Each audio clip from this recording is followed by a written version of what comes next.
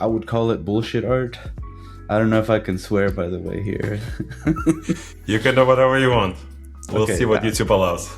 I would call it BS art, I should say, where Why so? it was, yeah, it was more about like maybe you throw paint on the canvas, or you can do whatever you want and call it art, that kind of thing, which I didn't really like that much. And then I go to school and I show my black square on a white canvas and call it a day. Uh, but I did learn a lot from some of the teachers there. It was just, and so you want these painted walls, like you want them painted orange for whatever reason, you want them blue or red, and you could just do that very easily. Like you can Amazing. multiply, fade it more. Maybe it's that Unreal runs out of memory or something here. Sure. Or we can blame Epic for this and just, set up this part. That's always the best idea. You blame Epic, And then they'll fix it. So they might, you never know. I mean, hopefully this is interesting stuff. I don't really know. in this podcast, one of the requirements is for artists to give away a couple of secrets, right? Otherwise you cannot just join, right? So it's a rite of passage. You didn't know this? Okay.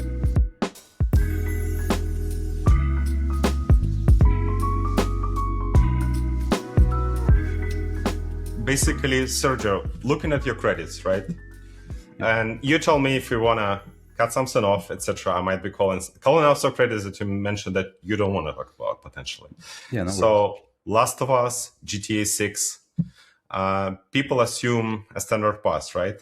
But you mentioned you didn't go to the traditional game school route. How did traditional Illustrator end up building the procedural shaders for the biggest games in the world? Well, I haven't done shaders for Rockstar. I did shaders at Naughty Dog, but I didn't really build the system. I was building more of the back of a, how should I say, of a something that you apply on the objects, and it's a lot more creative than technical in that sense for Naughty Dog. But I am building shaders right now in Unreal Engine. So your question, how does somebody with a traditional art background end up here? The answer is a little complicated, but I'll try my best. So initially, all I wanted to do was to work on video games, right? That was my passion. I love gaming, and I like to play a lot of games on like PlayStation 2, the original PlayStation 3 after all that stuff. I was a PlayStation gamer for the most part. So I really liked that, and I said, how can I be a part of this? Unfortunately, I was a little bit too dumb, I would say, for the technical stuff at the time. So I ended up going for a more traditional sort of like, I can do drawings, I can do that kind of thing. So decided to go to school for traditional art, which wasn't really working out great at the time. It was more about, I would call it bullshit art. I don't know if I can swear, by the way, here. You can do whatever you want. We'll Okay, see what YouTube allows. I would call it BS art, I should say, where Why so? it was more about like maybe you throw paint on the canvas, or you can do whatever you want and call it art, that kind of thing, which I didn't really like that much. But among the chaos, there were some classes that were useful, like anatomy, oil painting, all that kind of thing. Maybe some creative writing classes too in college that was useful for the mind and what I wanted to do at the time. And I said, okay, so I started studying like concept art, illustration, all that stuff. And during that time, when you go to study concept art, a lot of people would tell you like, you need to start learning a little bit of 3D, mix it in so you can do little block outs, right? And show everything in 3D, and then you would do a paint over of what your idea is. So like you would start in 3D, you do a basic block out, and that's how it started for me. So I would learn a software called Modo first. I don't know if you've ever heard of it, but Modo was a 3D modeling package. I think it's still around and widely used in some industries. But that's what I started with for concept art. And once I learned the whole 3D process, I kind of fell in love with it. I was like, this is what I want to do. Uh, Even though I was already kind of at a professional level with concept art and illustration, I decided to completely switch and just go for a 3D workflow. And the more I did, the more I liked. I then went on to ZBrush and Blender and a bunch of these other software like Substance Painter, Substance Designer. That's how it started. It was a snowball effect. So in short, yeah, I went to school for 2D art. Um, you know, more traditional painters BS art background. I would call it again, and then moved on to 3D because I wanted to do digital art and work on games, which that was always the goal.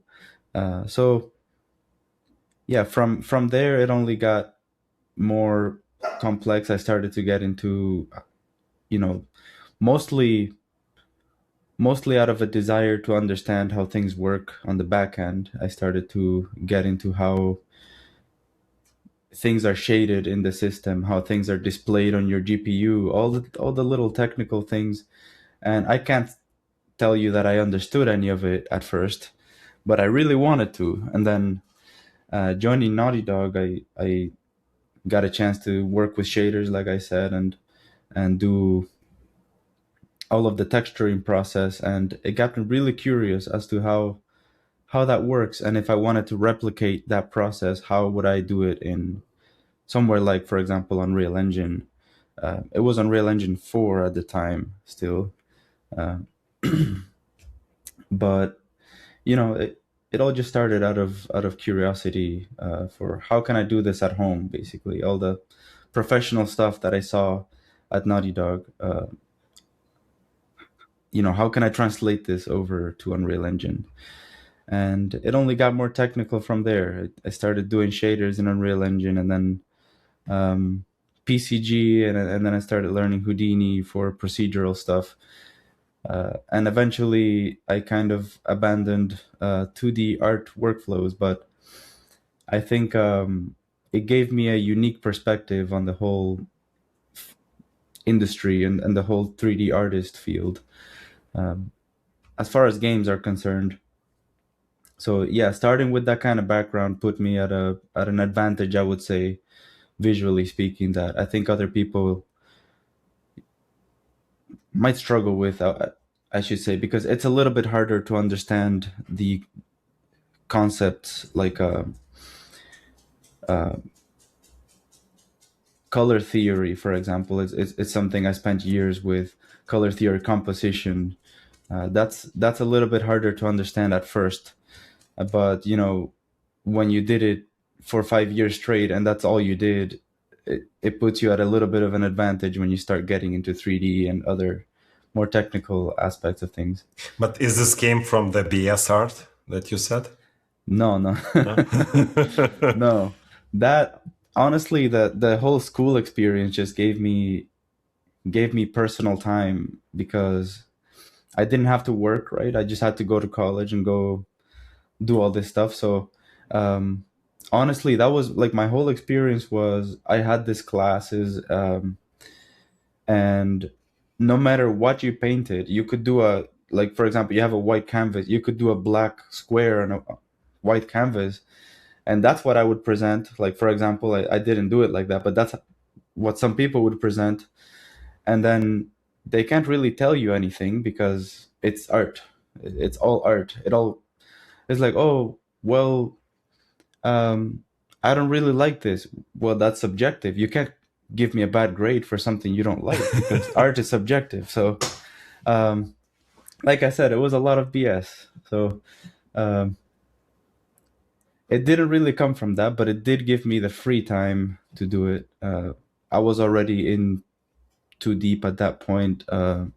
So I had to keep going and kind of finish it and get that bachelor's degree of fine art of whatever it's called now. Um, so I had to do it and I had to finish it. So I would go home and I would just do digital art and do tutorials and study as much as I can from their library. Uh, and then I go to school and I show my black square and a white canvas and call it a day. Um, but I did learn a lot from some of the teachers there. It was just, I wouldn't say it gave me the strongest foundation. Most of it I got from online tutorials and online courses, stuff like that. So yeah, that's kind of how I got started. I hope I didn't go on for too long. No way. No way. In fact, in fact, I want you to go on, and in some interesting points that you were not thinking before, and that's my job. Yeah. Because we are warming up, starting off, and my next question would be the slightly pivoted one, right? And might be unexpected for you. So you mentioned you let your Instagram die off, right? Despite having a following. In an era where every artist, is asked told basically to, build your brand. Why did you pull back? Was it a focus decision? I'm trying to talk about the overall your idea between your branding and how you perceive yourself in the industry. Like you mean from concept art? How did I pull back from concept art, from illustration, from that background? No, I'm talking about the Instagram. Whether if your Instagram was full of the concept art, Oh, then that might be clear. But I'm thinking in terms right. of was it a focus decision to pull back from it? Haven't From seen the Instagram. value? Hmm. Well, um, I saw value in it many years ago when I started posting my work to it. So before that, there was a website called CG Hub, Hmm. and that's where every artist posted their work before. It was CG Hub, and then that website, all of a sudden, one day you just wake up and it's gone, and Hmm. everybody lost their portfolio, everybody lost their art. So that's kind of when ArtStation came along. Is after that crash, ArtStation came online. I decided, I'm not gonna risk it again, like kind of losing my portfolio like that. So, um, or I mean, my portfolio was crap at the time, but I should say, like, whenever I became good, I don't want to risk it losing my portfolio like that. So I went to Instagram and I decided to post all of my artwork there in a more casual manner too. Like it wasn't like uh, that was my portfolio site. It was more like, hey, here's a sketch I've been working on that's not really for my portfolio, it's just for fun. But I do want to post it there and, kind of build an audience that way. And that worked out great for many years. And the reason why I dropped it was it became something that I wasn't really interested in. It became more about um, farming engagement rather than building a legitimate audience. It was more about like how can I farm engagement from my user base as much as possible, and the algorithm became very different where um, it was favored more towards shorts and sort of like doom scrolling and all that kind of thing. So the algorithm became different, um, and I didn't really like that very much. I still keep my Instagram around, but I don't really I don't think I'm gonna use it in the future. I should say, like there are many better options out there to post stuff, and maybe even Reddit. Like you can post art on Reddit not nowadays. I don't do that myself. That can be a pretty toxic place sometimes. But there are many different places you can post your art other than Instagram. And then there's also the fact that it could be stolen. Like no matter where you post your artwork nowadays, it could be stolen for some massive AI database that can scrape your work. And Instagram, I think, is one of those places where it'll definitely get scraped. Uh, in my opinion, I don't know too much about that, but um, yeah, it's just not really interesting to me to post there and build an audience there. When I tried recently actually to post one of my latest artworks on there, and I didn't get basically any engagement on any of it because most of my followers from back in the days, they're either gone, they don't log in anymore, and basically I had to start from scratch. Is what it came down to. So I said, I have to start building my audience again. I'm not gonna do that. I'm just gonna post it on ArtStation and call it a day. I don't really need to have a portfolio that much these days anymore. If I do it, I do it for fun. I wouldn't really do it for building an audience or anything like that. I'm mostly doing it for fun nowadays. I don't really even need to have a portfolio in that sense. And in fact, many of the people that I work with, they don't have a portfolio.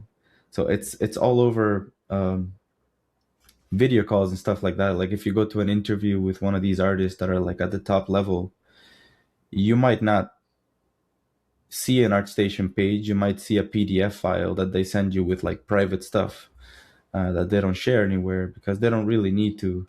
And that's been my experience for a lot of my careers. Like a lot of these really really cool people that you get to meet, especially at Rockstar, they don't really have a portfolio. They just have like some kind of private file that they show you, or just their experience speaks for itself. Not to say you Right. don't need a portfolio, but a lot of the top tier people that I've met didn't really have one. Like try to find a portfolio from somebody at Rockstar. That's a pretty tall order, I would say. You can go online and say like Rockstar artwork or Rockstar portfolio, but there's Yeah. like 2,000 artists or something at the company, and you won't find anything. Um, Partially, that's because they don't really allow you to post anything from any game that you work on Of course. with them. But the other part is like all of these people that work there, they must have something. I saw them doing personal work. I was in some Discord channels that were private where they shared personal artwork, and they never really posted any of it. So that took me by surprise at the time. Well, why are they not posting any of it? This is awesome stuff. But the truth is that they don't really need to. They have a job. They're in the industry already. They have connections. They don't really need to post any of it. I wouldn't say I'm at that spot yet. Not that I would ever want to be in a position where I don't post anything, because I enjoy it. I enjoy engaging with people and with an audience. But Instagram is not the place for that nowadays. I don't think. Going back I to Instagram. I really like how you frame the farming engagement type of stuff. That might be also applies to everyone else, right? Because Yeah. it's kind of unnecessary, especially when you have a name, to just do farming of the engagement when you already can get a job. Many folks are familiar with you just for Yeah. for the particular algorithm, right? Yeah, unless if you're having like online classes or you do tutoring, that kind of thing, then yeah, you need an audience for that stuff. But if you just want a job and quietly work like 99.9% of people in the industry do, then yeah, you don't really need to have an online presence. I mean, if you're a beginner, if you're starting out, of course you do. But if you're already established in the industry, from my experience, what I've noticed the most is that people don't really bother that much. Right. So it was interesting, to sort of discover that. Like some of the people that I worked with are, Rockstar. They they're really really good artists. Like some of the best you might ever meet, and uh, they don't have anything. I mean, try to find their portfolio. Like you might find their name in a sort of IMDb page, or like some kind of credit website, where it shows you like, yeah, they worked on this and that game at Rockstar, but you won't really find any of their work. So that's been kind of interesting for me. Maybe it's something that I admire too, because they just let their experience and work speak for themselves. Like, oh, you played Red Dead 2, but you've probably seen my work. That's it. um, but yeah, like honestly, at Rockstar, it was a very different process for everything, where it didn't lend itself really well to portfolio pieces too, which um, I can kind of understand why they did it, because it's not like when you work there as an artist, it's not like you get to focus on one particular scene and you build everything from scratch. It's like, no, it's a huge team effort, and you might be asked to, like, if you have a building, you might be asked to do the cables for the building. It's like, oh, you're just gonna do cable management for the whole building. You just, connect everything to the grid, and you might be asked to do the outside of the building, the walls, and somebody else is doing the windows. It's a weird process, but I can understand why they do it, and the work speaks for itself. Yeah. But yeah, sorry. Once again, I've gone over five Uh, minutes of talking. over your own limits in your head. There are no Yeah, limits yeah, here. Yeah, so it's actually interesting. Well, I can imagine the folks had a portfolio, and now when they settled in, wink, wink, right? It yeah, yeah, yeah, disappeared. yeah, yeah. It probably did. It was maybe like older older portfolios where it was like PS2 graphics, that kind of thing. Maybe PS3, and it doesn't really hold up super well nowadays. Mhm. So maybe they just said, screw it. Uh, I personally believe in having your work visible um, most of the time, even though I can understand why they do it. I believe in having your work visible because as an artist, it kind of serves to inspire other people that may be wanting to join the industry, and to show your history. Even I've always told everybody, like, you should always keep your, like, even your crappy stuff too, to some extent, if you can. Maybe that's what Instagram was useful for in my case, because you could kind of go back in history and look at some of my earliest stuff. If of course it was something that I if it's something that I really didn't like, I removed it. But um, most of the time, I just left everything there for you to see my history, where I've been, where I am now. Even in ArtStation, to some extent, you can scroll all the way down and see some of my earliest works. And they may not be something that I really like nowadays. I may be like, yeah, that's not something I would show in my portfolio, but it's there if you want to see it. Why is it there? Because I want you to see where I've been and where I am now. And that's my philosophy with it, really. And I know people that have five portfolio pieces and they hide all the rest. Uh, I don't believe in that. It just show everything, full transparency mode.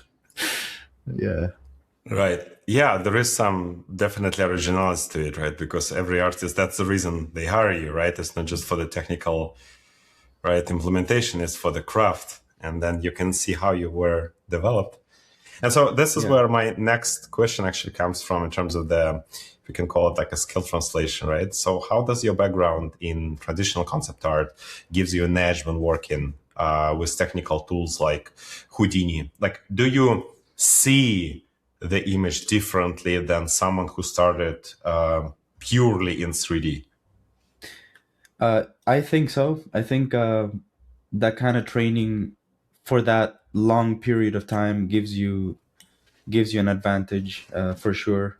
One of the hardest things, in my opinion, to train as an artist is having a good eye for things, having a good eye for, like, being able to tell what's good and what's bad. You know what I mean?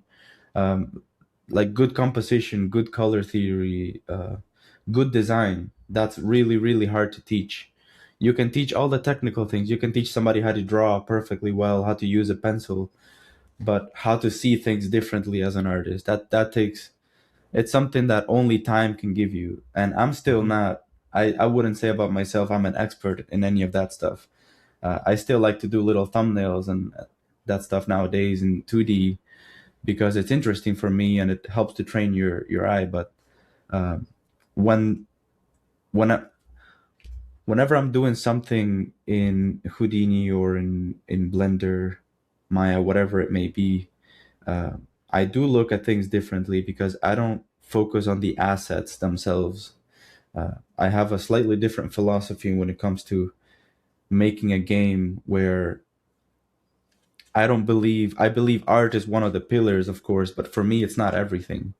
So I look at things in terms of composition and like composition over fidelity, I should say, where you might look at a scene and the scene looks really good as a whole, but then if you go and inspect the little elements of the scene, I don't believe those should look as polished or as good as the whole scene itself. Where like you might see um, some games, and there's nothing wrong with that, where you can pick up a bottle or like you see a bottle standing on a table, and the bottle is this beautiful thing, this perfectly designed thing, or like a pot or a, Hmm. a vase with flowers on it, and it's like this beautifully designed thing that could stand on its own in terms of fidelity. But um, I don't really believe in that so much as making sure that the whole scene as a whole is having a good composition and good colors and it's pleasing to the eye. And then the smaller elements in that scene, like the chair and the table, it doesn't really matter as much if it stands up to scrutiny as much as the whole scene. I hope that makes sense. I'm kind of trying to It does. over explain it, maybe. Well, yeah, I think that we need to talk more about the overall eye and how different artists are seeing this. I think this is, as an engineer, for me, it's much easier to talk sometimes about the structural stuff that we are, even though sometimes it's craft. In many cases, it's craft the way because you set down a couple of engineers doing the development and you will see different code. But ultimately, you're Yeah. looking at the, so-called requirements. And there is, in a way, less craft unless you are working directly with the product, right? Let's say, and here for the artist, it's why it's really really open ended, and this is where Yeah. I love it. Yeah. Everybody has a different point of view when it comes to this stuff. This is where I think I'm thinking because I got a little more into the technical side of things. I'm thinking more in terms of systems rather than one-offs. Like a lot of times, uh, in game development, we'll do something called a vertical slice, which is you make something look as good as possible, and then the rest of the game should follow that. There's nothing wrong with that, but um, the way that I worked before, especially on open world projects, it's I like to build a system that's cohesive and scalable rather than a one-off thing.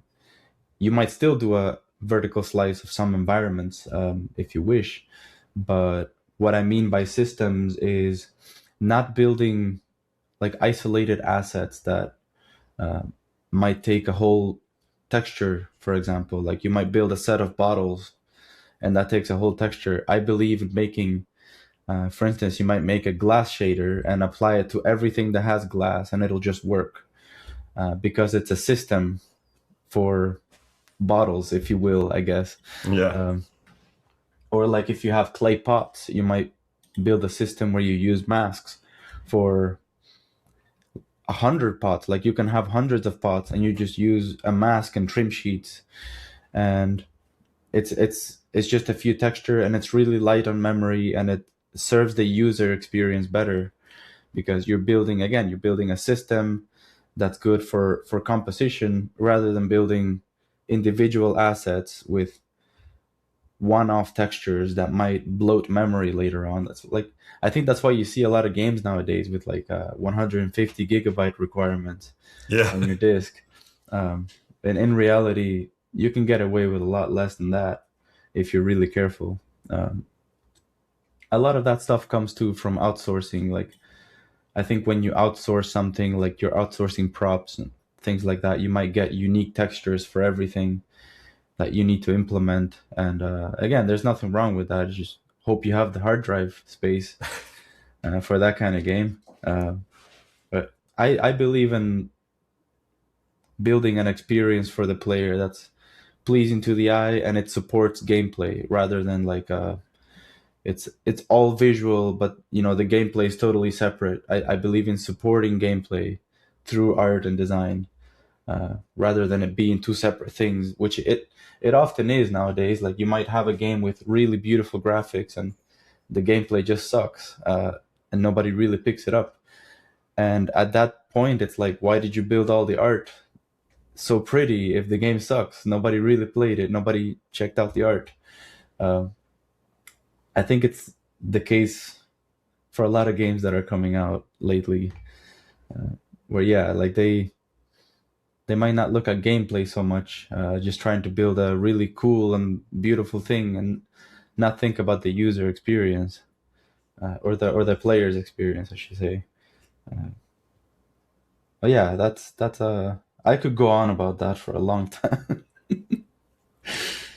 Yeah, it's very interesting how the story can be interconnected with what you've seen, especially, right? And how it supports the user Yeah, experience. I don't think that many folks are talking about it. There's definitely a magic happening for this.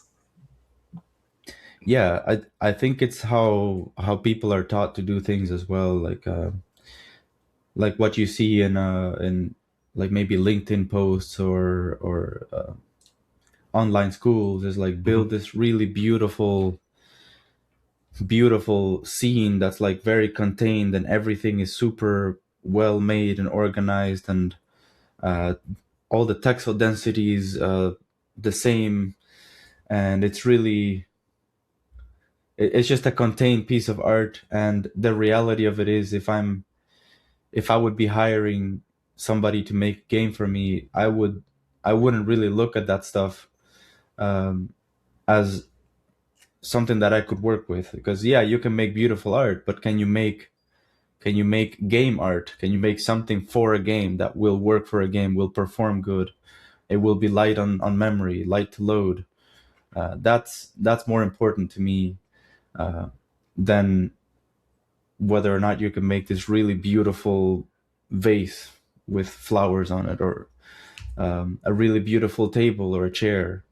That's less important. And of course, if you can build a scene with with a really great composition and lighting and colors and a good mood, a lot of that stuff that would not stand up to scrutiny up close just kind of fades into the background. It's like, wow, that's really beautiful.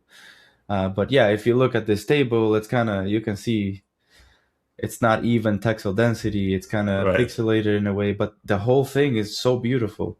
Hmm. Um, that's that's something I look more for, rather than like the individual assets, because like I said before, it's much harder to teach a person to have a good eye for composition than it is to teach them.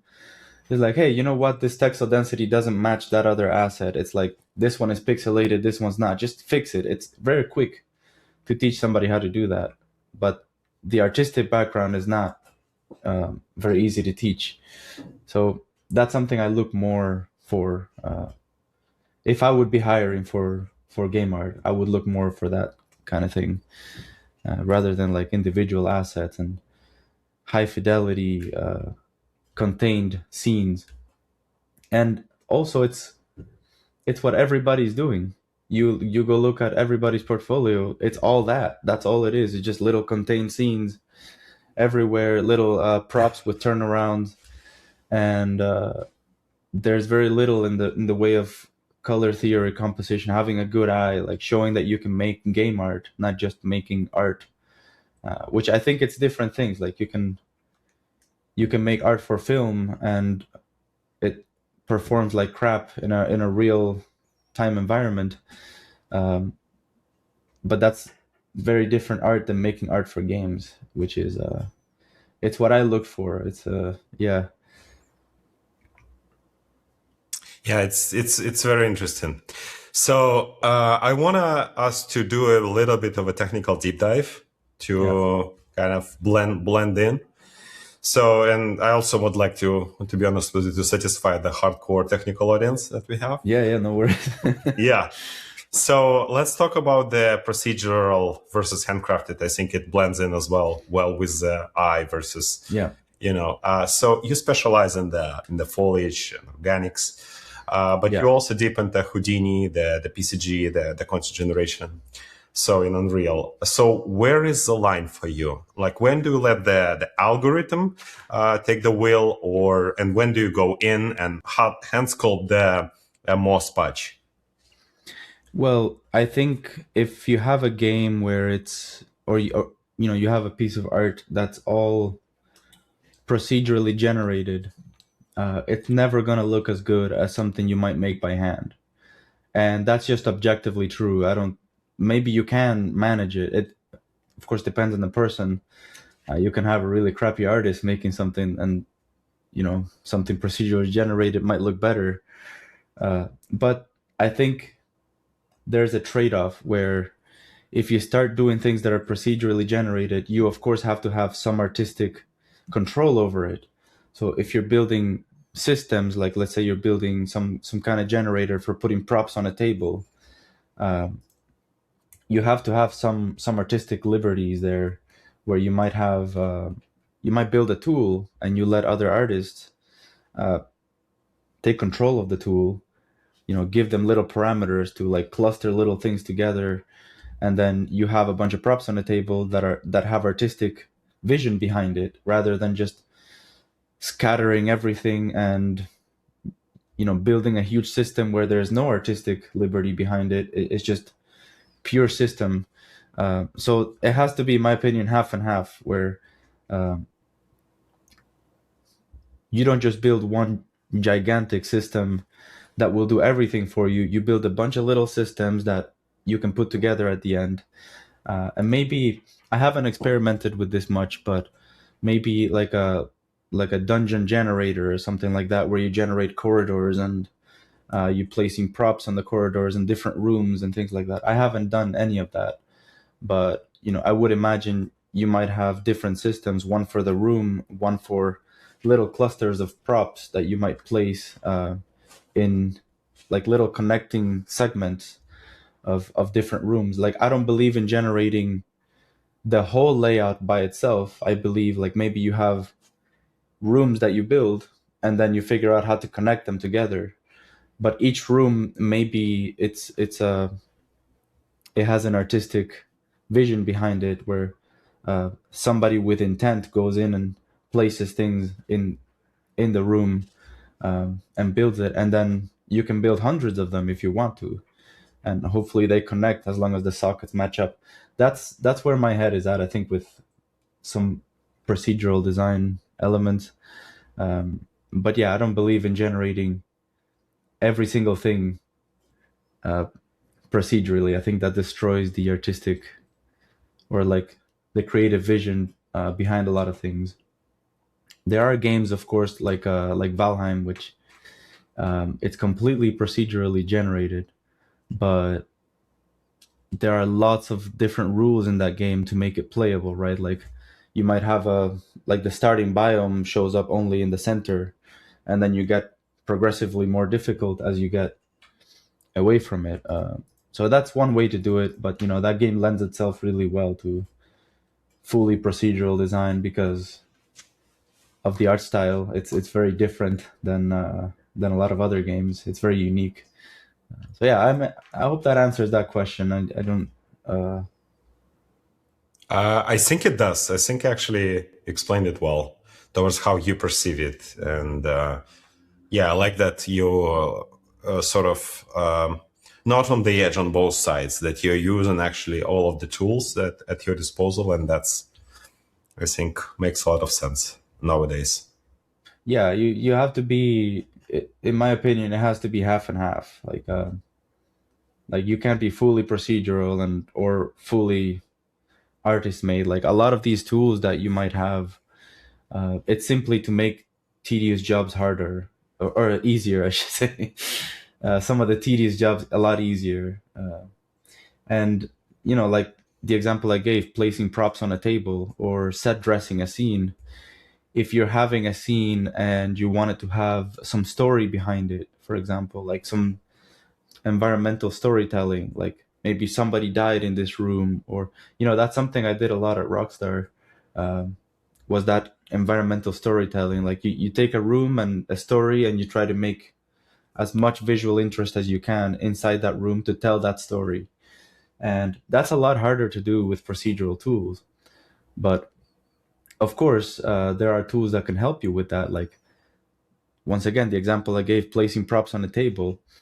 You don't need, for every single table, you don't need to go and hand place bottles and, little plates and, dinner sets or whatever, or a cloth. You don't need to do a cloth simulation every single time you have a table. You can build a tool for that. And that saves you a lot of time rather than building it from scratch by yourself every single time.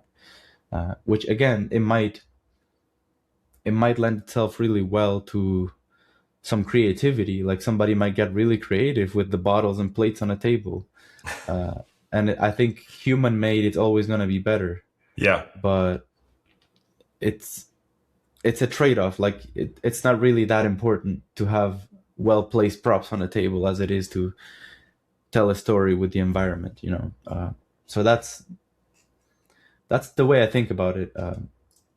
And of course, if you're a single developer, you might want to rely a lot more on these tools uh, than somebody with, or like some company with like 2,000 employees.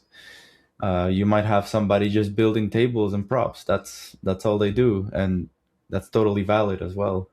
But if you're having a small team and you're really pressed for time, like you need to develop something really quickly, uh, it's something where you might rely a lot more in procedural tools. When that's where Houdini comes in, and PCG to some extent, although that's a little more tricky to make work. There's I think PCG is a lot more niche in ways that you can use it. Uh, Unfortunately, like I wish it was more powerful than what it is. I haven't really tried a lot of the procedural tools in Unreal for example, foliage creation, which I know they have some now in 5.7, I believe, with PCG, where you can build trees with PCGs and stuff like that. So I really need to get into that. Maybe that's something that I should investigate. But um, maybe this is a good segue for foliage, which is what I do on a day-to-day basis, and that workflow really lends itself well to procedural tools. Like you might find it impossible to build a landscape and a map full of foliage and stuff like that without procedural tools, just by hand. Like imagine placing every tree on the landscape. You Yeah. might be surprised, but that's the way that things were done at Naughty Dog when I was there. You place every single tree and grass by hand. There was a tool for it, but it kind of sucked. So uh, that's the way we did things for that game. Is every single blade of grass you place by hand, one by one. Oh, wow. It's really handcrafted in that sense. Yeah, I mean, like I said, there was a tool for it. Like if you have a really large map, you can just use that tool and paint grass really quickly. But from what I saw, nobody really used it. But in Unreal Engine, that's a different topic altogether. Like you can, of course, have procedural tools for generating foliage and stuff like that, which is what I've done in my personal project too. I have foliage generators for every single thing. Nice. Yeah, there's Would you be there's a able to lot share that it I've right done. now? Like you can Oh share the yeah, yeah, yeah. screen I here. can show some of it. I don't really have. Wait, how do I share my screen? Here we go. Screen, Yeah. entire screen. There we go. Or do you see Unreal? Yes. Great. Yeah. So this is a project I've been working on for a really really long time, more than I care Wow. to admit. And I wanna live there, like right now. yeah, yeah, it's a bunch of little houses and stuff. So I mean, there's a lot in here to sort of. It's a little jittery right now. It's loading everything. Some of these things here might be something that I. A lot of things in here are built with my workflow in mind, and this is not for a game. It's purely for recreational art. It's something that I really wanted to do to kind of learn more about the engine and just get into new workflows and more about foliage and Unreal Engine. And this is the reason I've done this project.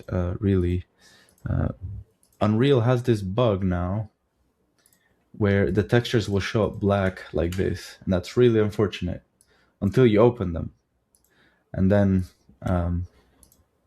Did you file a bug report? Epic no, team I is think it's listening. this is known. This is very known.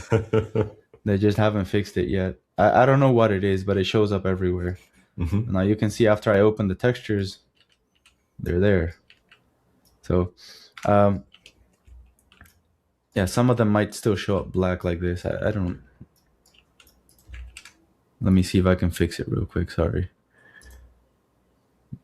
This one is good. Oh, never mind. There it is. Sorry about that. I should have done this before. That's totally fine. Maybe it's that Unreal runs out of memory or something here. I can only imagine how long it will take to fix it in real life if it were a real building. Yeah, imagine that. It's interesting. Let me see here. Maybe I should have just restarted it. There are gonna be a lot of things in here that are broken. I hope this part can be cut out. Sure. Or we can blame Epic for this and just, Yeah, send yeah, them yeah. this part. That's always the best idea. You blame Epic, you know. And Um, then they'll fix it. So, they might, you never yeah, know. you never know. All right. Yeah, something's going on here too. Fabric, yeah, this one. Oh my goodness. I've never had so many of them. There it is. Okay. Right. So that this is, for example, a system that I've built with PCG and landscape tools, where you can paint grass, for example, and it'll be like it'll have all these little micro variations in it automatically. Like you don't need to do anything; just paint grass. It'll have cliff pieces like this, which, admittedly, I haven't worked on this a lot, especially on the little cliff pieces. But this is all nanite displacement stuff, working with landscape, and then I put my maybe I have some rocks in here somewhere. Let's see. Yeah, I put some of these rocks in here to kind of hide it a little bit better. Maybe something like that. Get rid of. So yeah, I just kind of build all of these things, and I have a lot of fun learning. Like how can I do this better, etc. Um, and then of course all of the foliage, which is my favorite part. But once again, you can. And sorry for it being so slow. I don't know what's going on. No, it's totally good. Yeah, you can paint, and I have a bunch of layers here in my landscape, so I could paint like for example these little flowers. I think it's loading something. I didn't have this project in this machine, so I installed it just for this, and that's probably why it's caching everything. I mean, you can paint stuff like these flowers, and then it might load for a little bit, and flowers might show up, might not. Oh, there it is. Oops. Um, yeah, these are missing textures too. Wow, that's really something else with this engine. You know what? let's Don't worry about it. let Even me in good days in California, it doesn't look so good as you think. yeah, So let me restart this and maybe we can. sure. And while you're doing this, I'll give you Yeah. like a directional idea. So Sergio, many people are looking up at you. Let's talk about the younger audience.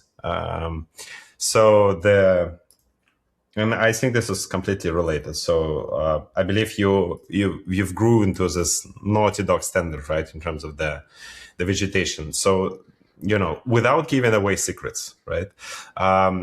They're famous for insane level of detail in the vegetation, right? Last of Us. Yeah. So what is the biggest misconception like junior artists have about the creating, realistic overgrown environments? I would say it might be that everything, like once again, that everything is like a procedural tool, or like they just have like special tools to build all that stuff and generate IV across Right. every single surface, which is not the case. Like once again, it's what I was saying about making art for games rather than making art for the sake of making pretty art, where Hmm. you might have a set of ivy, for example, and you have pieces of ivy for walls, pieces for overhangs. You have pieces that grow around rounded cylindrical objects. You might have pieces for fences. And then all of that is kind of kit bashed together and creating a visual that is cohesive and that looks good. Maybe even in The Last of Us 2, like if you look very closely at some parts in some places, it doesn't really stand up too well. Hmm. Um, and that's because it's built with a the environment and the gameplay first, and individual props don't really get that much attention, as far as I could tell, anyways. So it's definitely a change in mindset where instead of focusing on building individual things really, really well, you might say, let me think about how to build a system that might allow me to create a composition very easily. Like Hmm. to share my screen once again and hopefully have everything working. All right, I think the textures are working now. By the way, is it Darnassus that you showed? Yeah, yeah. I've been wanting to remake this for a really long time, and I never had time. So I haven't posted this absolutely anywhere yet, except for the some of the vegetation pieces you might see So we are in the my first one. portfolio.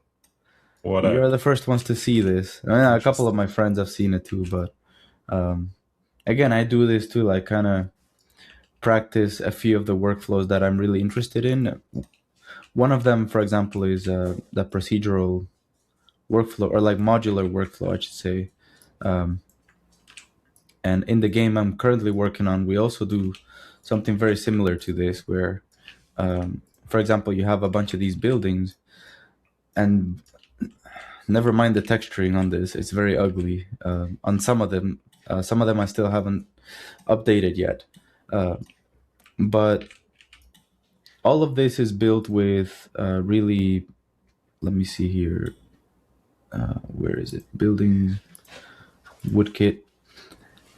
You All of just the don't know buildings what are ugly built. is. Yeah, yeah.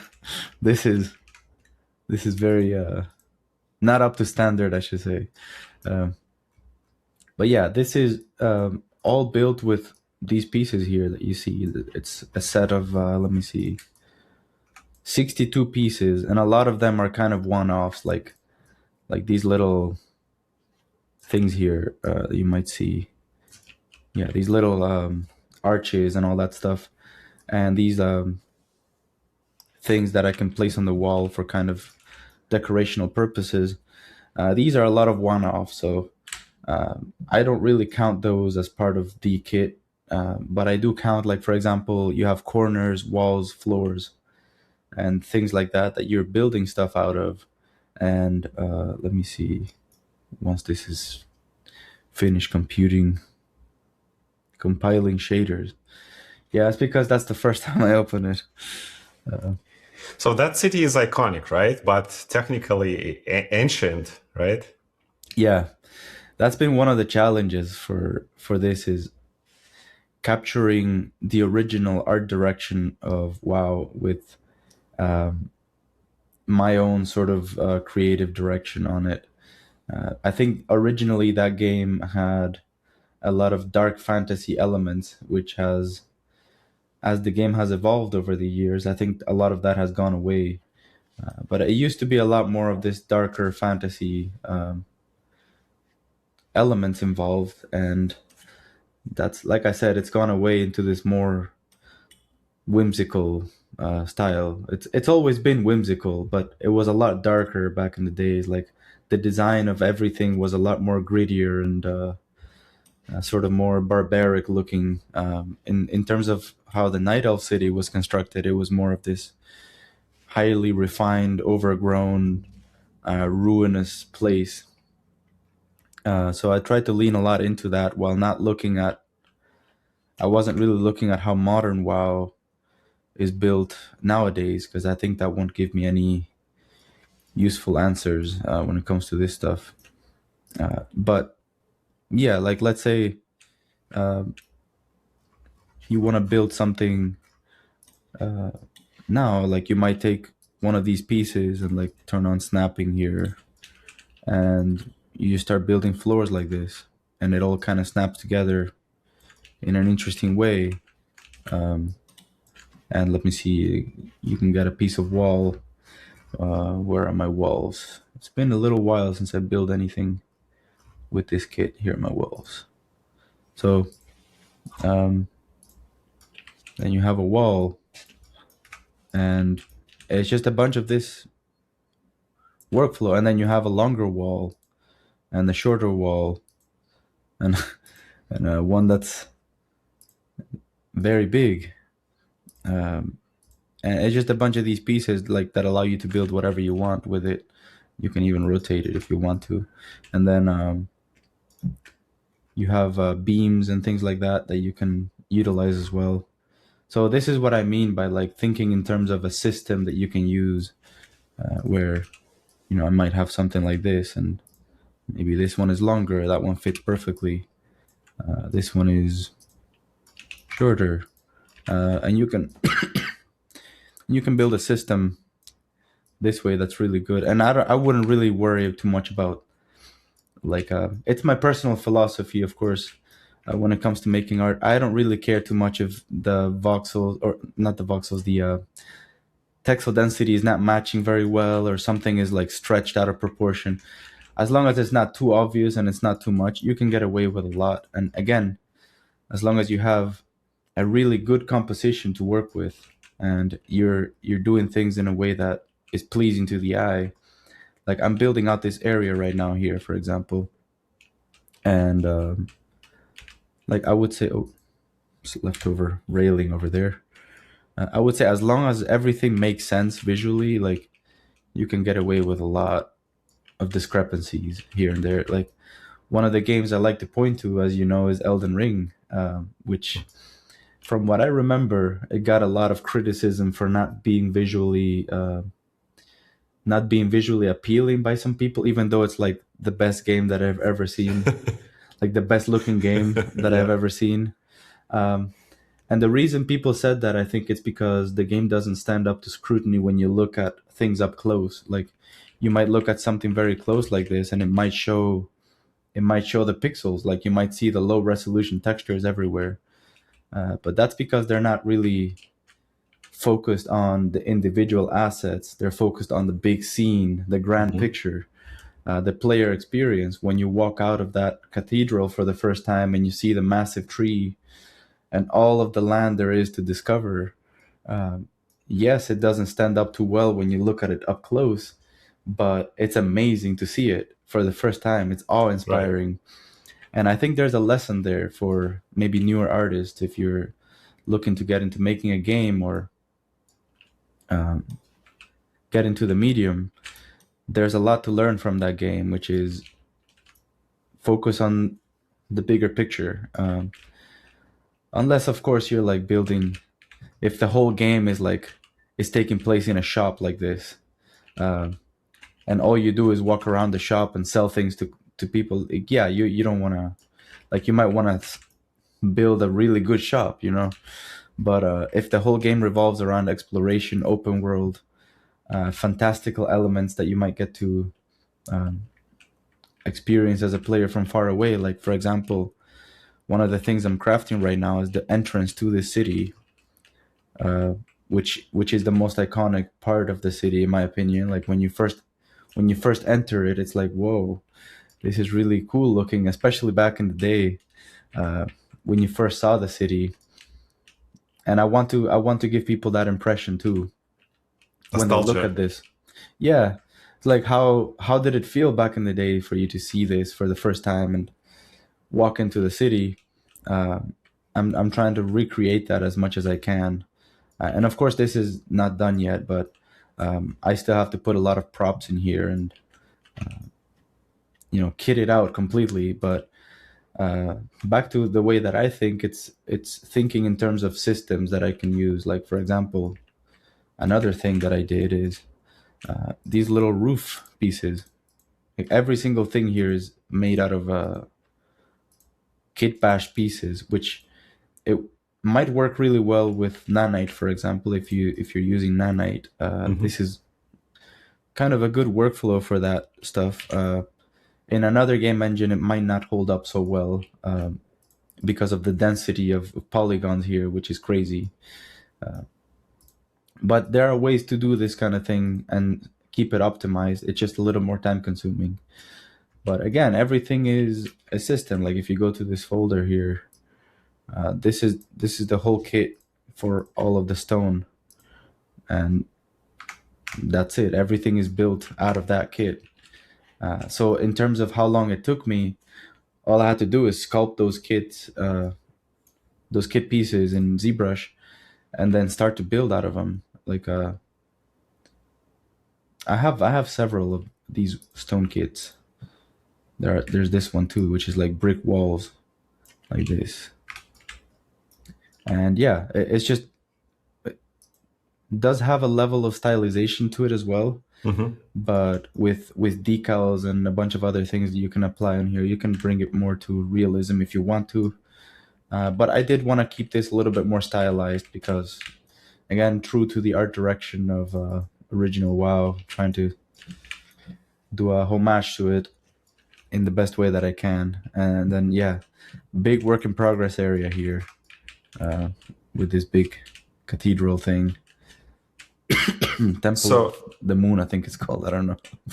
in this podcast, one of the requirements is for artists to give away a couple of secrets, right? Otherwise, Oh, you cannot just join, right? So, oh, it's a rite of yeah, you, passage. you didn't know this? Okay, I No, didn't tell that's you, the right? first time. Okay, I'll have to think about what to give away. yeah. So, like when how you translate in the slow poly, hand painted memories, basically to the modern PBR without losing the magic. You keep calling it systems and things like that. Yeah, Anything it's to. Mhm. a lot of it is also working with shaders in a way that makes sense. So um, I don't really know what I would consider a secret to give away, because for me it's things that I know already, and maybe I think other people in the industry might know. Um, but for example, I guess I'll give a secret when it comes to nanite and making rocks. Maybe an Unreal Engine, if you're trying to make rocks and sculpt rocks, maybe this is something useful. Um, but the way that I think about in terms of systems is um, not only how do I make the most beautiful looking rock ever sculpted by human hands, um, which might involve like maybe baking textures and uh, substance painter painting all the little cracks and the little leaks and all of that stuff by hand, and sculpting everything by hand. What I do is I create a system for rocks, which involves a kit. So I might have something here, rocks, rock boulders. I still need to work on the shader for this quite a bit, but um, this is one of my rocks, for example. Oops, what the hell has happened? Where's my rock? There it is. So this is one of my rocks, for example, and the way that I think about this is I'm gonna sculpt a really good rock, and rather than baking everything in Substance Painter or um, something like that, I might think about how to do masking for this rock so that I can display different textures in different places. And then in the shader, I have something that scales the texture up. You gotta see it there. Um, so I can have a really big rock if I want to. I can make it as big as I want to, and it will still hold up somewhat because the textures are scaled with the rock, and everything might still look normal. I mean, maybe not at this scale, but um, and the way that I've done that is that I've taken the rock, and normally this is done with a mask. For example, you might bake a mask for the edges and all of that stuff with your rocks. But the way that I've done this is with vertex color. So in this rock, there are vertex colors baked in, which I used Houdini for, uh, just to save time, which include the edges, like edge wear for the rock. It includes something like ambient occlusion, which I can Mm-hmm. put like little dirt pieces and stuff like that there, and then like flat faces. I think I used a filter for flat faces in Houdini where it'll mask the flat faces. We can verify right now because I may be wrong. Vertex color. Oops. Apply changes. Nanite doesn't let you view vertex color, so might be something. Epic seem to look into. There it is. So that's the vertex color for this. So you can see the red in this case represents edges. And this is such a high poly object. It's not really crazy in terms of nanite because I still need my disk space. This is about 38 megabytes, and it's 1 million triangles, which is not crazy in terms of nanite at all. Like some people have 10 million poly rocks. I still believe in being Wow. conservative as much as possible. This is 1 million, and let me see if I can show the wireframe. Yeah, it's not very dense as you might see. Like I decimated it a little bit in Houdini, but this is the workflow that I used for most of this. So red represents edges, green, There he is. yeah, green represents ambient occlusion, and then blue represents sort of these flatter areas, which I used all of it in the shader to create these subtle variances in texturing and blending and coloring. So I may change the color for the texture where the red vertex color is to show some discoloration there, and things like that in general. Like I'm not using it very strongly in a lot of these cases, but I can, like if I open the shader, I can show you how that's done. Let me see here if I can find that. And this is where I enjoy the process the most, is getting to create the shaders for a lot of this stuff, which in a lot of cases it might not be very performant for video games. In this case, it is. It works normally, but let me see here. So you can have let's see if I can find this. Yeah, there's, just make it as obvious as possible, Right. and you can have those masks and change the color. So like you might have something like, in this case I'm using just pink just to show it, but you might have something like this greenish color here.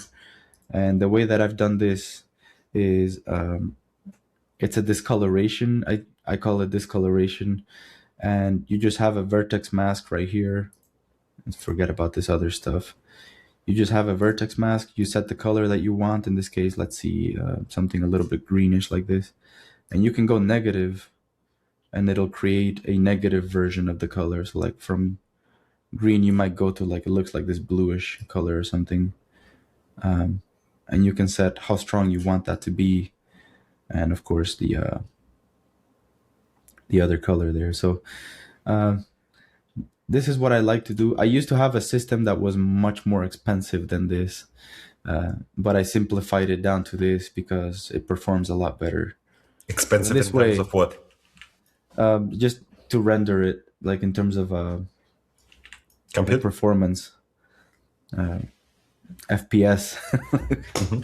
like FPS goes down a little bit if you get too complex with the shaders. So yeah, this is one of the things that I like to do is getting to figure out, how can I get a lot of this done with as little work as possible. So I sculpt the rock, I export it, and I have a little node graph in Houdini that goes through all the vertex color processing.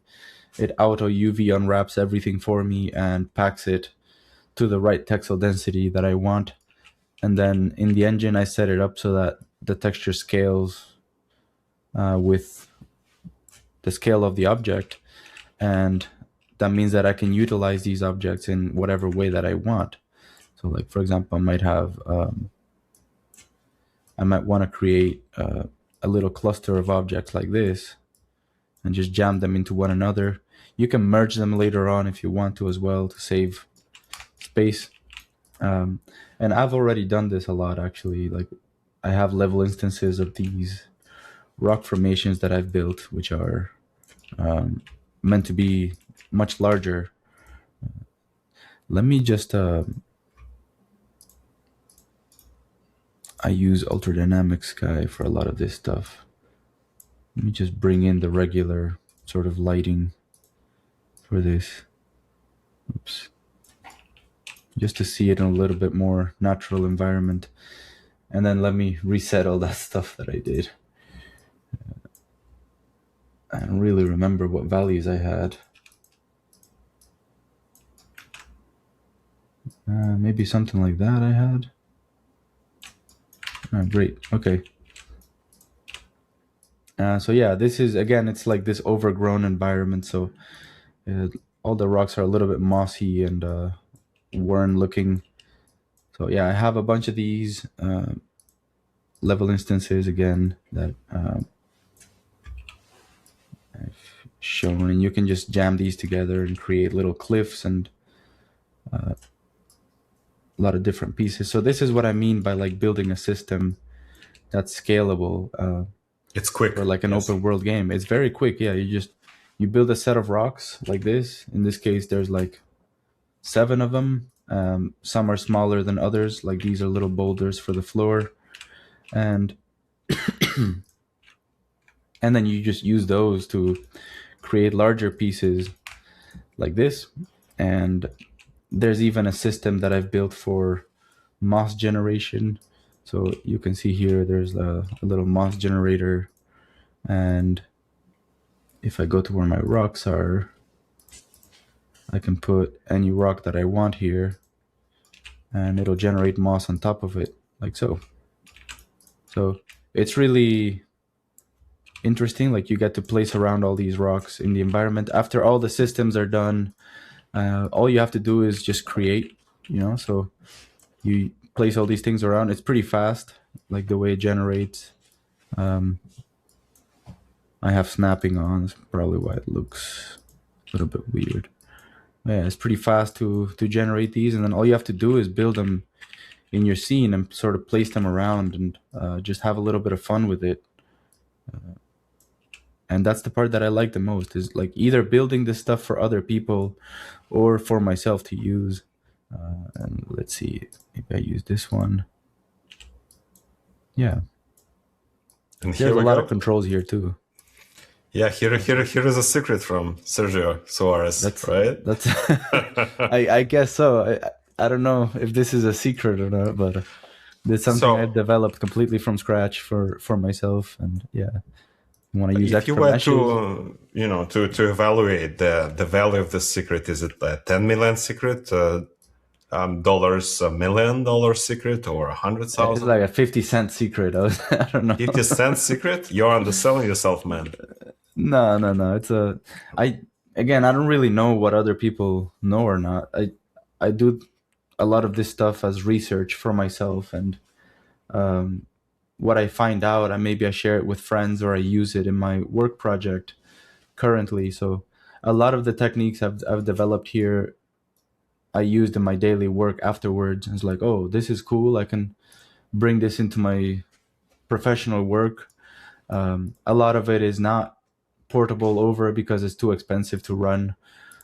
This one, this particular moss generator here, you can use it for a real game if you want to. You just have to be really careful about it, because if you start putting like 100 of these things in your scene, it might start to get a little expensive. So you kind of have to bake them into a level instance. And once you do that, like for example, I might do that right now just to show you. Uh, let's just test. So once you do that, all of the data that was generated for this is baked down. So it'll no longer be dynamic. You can see it'll stay where it is because it's baked. So you can keep it like that, and that's a little bit more performant, maybe. But I'm not a programmer. I don't really know any of this stuff for sure. That's why I say 50 cent secret there. Uh, Well, it use it might be with 50 caution. cents, right? Yeah, But think of it from millions of people who will be watching, right? yeah, And yeah. now you have real numbers. Well, I guess if it's 1 cent per person. Yeah, we'll share your Patreon account or PayPal, whatever you prefer, from folks. They'll No, share their no, 50 cents. no. I don't have anything like that. But yeah, this is another secret that I might say. I've said this to a lot of people already, but and it's not really a secret. It's just a tool that I like to use for lighting. It's this ultra dynamic sky.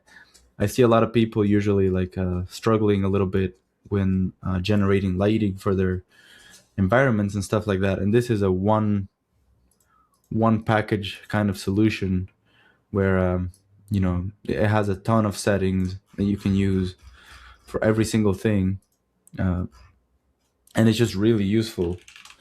So like you can see, I've built this custom lighting scenario with a lot of fog and this purple looking thing, which is true to the game as far as I can tell. And you have a lot of settings that you can change, not only time of day, but the size of the moon. Where's the moon? There it is. The Oh, size of the moon. wow. And the clouds are all real volumetric clouds. And you might have really interesting lighting situations, like you can imagine, like some of these screenshots I may take with this. Uh, Yeah. I was thinking of not even posting this. I have like 3 other projects like this that I have never finished and I have never posted anywhere. Um, it's, it's I don't know why. I should probably finish some of them. This one I've kept for like a year and something now, just because I don't have a lot of time to work on it. But yeah, Amazing. look at that sunset or sunrise. I don't know which one it is. I had the exact same moon a couple of months back here in California, and I took a picture Yeah. of it. And now, because I was so inspired, can you imagine, like, you have it right now? Like, it doesn't Yeah, I mean, disappear. no, yeah. You can just mess around with it as much as you want. Even like all the cloud coverage, you can have aurora borealis if you want to. All the little stars in the solar system will kind of show up. Yeah, let me see here. You have the moon. You can make the moon whatever color you want. Like it's just a really really cool tool, and I'm giving them a free sort of endorsement here. Really really nice tool to use. Ultra dynamic sky is like $20 in the marketplace, but as you can see, it saves you an absolute ton of work Yeah. to do whatever you're trying to do. So you have let me see here, stars intensity. You can make them really pop Oh or wow. not. You might have auroras, which is maybe it's gonna load. I don't think it's gonna load at this time of day, maybe. But let me see. You trying to build a constellation? No, it's those auroras that show up. I don't, maybe I'm not using this right, but yeah, yeah, I don't think I'm using it right. Maybe this one will have it, or maybe it only shows up at night.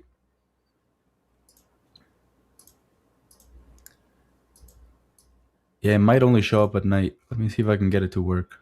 I Oh, like it there it when you is. talk about your. Oh wow. When you're That's talking really cool, about your right? project, right? And then you say maybe. Yeah, maybe. No, Yeah. this is my tool. That's why I say I don't really know how to use it very So well. good. But you have a lot of freedom that it gives you. Like the most that I've done is let me see. Um, I'm not gonna save any of that just in case I messed anything up. Oh, can't load something. Yeah, first time I open this machine. Let me see if it'll work. We can explain this to kids and to adults, maybe, like how ozone layer is working in Oh, the yeah, atmosphere, the just by sun's looking at magnetic this. field Yeah. Yeah. or the Earth's magnetic field. Right. So you working at a top studio by day. How do you find the mental energy to grind on a personal project at night? I'm just really passionate about what I do and like learning a lot of it. Like, you should never really stay stagnant if you're working. If you're working at this level, I should say you should never really stay stagnant in your knowledge. Like, you should be learning new tools, new workflows, everything you can to advance and get ahead. So that's what keeps me motivated is trying to learn everything I can that's new. Like Unreal has now that voxel system for foliage, which you can turn foliage into voxels. And I've messed around a little bit with it, but it's one of the things that keeps me wanting to come back and learn more. So I do my daily job, then I go play with my daughter a little bit, spend some time with the wife, and then at night that's when I go in and I see, all right, what are we gonna do tonight to sort of learn something new. Um, oh, this is not what I wanted to open. So yeah, it's very time consuming to do all of this stuff, obviously, but I spend like maybe an hour a day, if that. Maybe on the weekends I spend an hour or two. I also like to read a lot, so I spend a lot of time reading on the weekends. And this, believe it or not, it's maybe I spend 3 hours a week on it or something like that, if I'm lucky. Crazy. Yeah, I mean, it all comes back to that procedural workflow talk Yeah. we had, which I'm trying to build a system to allow myself to work on all of this stuff very quickly rather than spending the time to build all of this from scratch by myself without any tools, which, actually Unreal is having a really tough time preparing shaders. Story of my life with Unreal, preparing shaders. Uh, yeah, I mean, for example, one of the procedural things that I do is Mhm. in SpeedTree, which is the modeling software for creating foliage. You just have a randomize button. You can randomize as many tree variations as you want. So all I have to do is create the leaves, which I sculpt every single leaf you see in ZBrush. Actually, everything you see here is made by hand and sculpted and painted by hand. All of the leaves and all of the rocks and all of the textures is all done by hand It's without insane. photographs or scans or any of that. And that's kind of a tough pressure I put on myself because I didn't really want to use anything that's existing already. I wanted to see how far I can push it if I just make everything from scratch myself without any outside help or anything like that. And that includes the shaders, the tools, the textures, Nice. the landscape, the trees, every single thing you see. And that's, again, it's just to challenge myself to see how far I can push it. Uh, One of the things that I encountered a bit of difficulty with is VFX. Um, that's one of my weakest points when it comes to making games is the VFX. So I ended up using this tool, and forgive me if I'm not remembering the creator of the tool correctly. I saw it in a YouTube video and I decided to use it. It's for these little butterflies and falling leaves and stuff. It's beautiful. Um, it's called Easy Atmos from, I forget the name, I apologize, but Easy Atmos it's called. So if anybody out there is looking for any other tips, this is pretty useful. These little bugs flying around. And yeah, that, sorry, all the textures are showing up black again. Welcome to Unreal. It's still, Welcome to Unreal. yeah, it's still preparing shaders. And hopefully Epic fixes this soon. It's really annoying. This is one of the plants that I is probably this one. I don't know why it's showing up black. Yeah, so I cannot imagine how your advice can be worth only 50 cents when you have 3 hours a week. For peoples like that, Yeah, I have 3 hours a week to work on this, and then in the daytime, I work on my professional project. Unfortunately, I can't really talk too much about that, but uh, it should be announced sometime in the future, hopefully. But yeah, it's kind of I really enjoy working on open world games and sort of something where the player has a lot of freedom to explore, and that's kind of my passion, because that's the kind of game that I like, is when I'm dropped into the world and I don't really know what's going on. Like, think about like Breath of the Wild, and again, Elden Ring is one of those that really hit the spot for me, in terms of exploration. Like, you just get to go around and do whatever you want, and you have immense freedom in terms of what you do. So I always like that kind of game.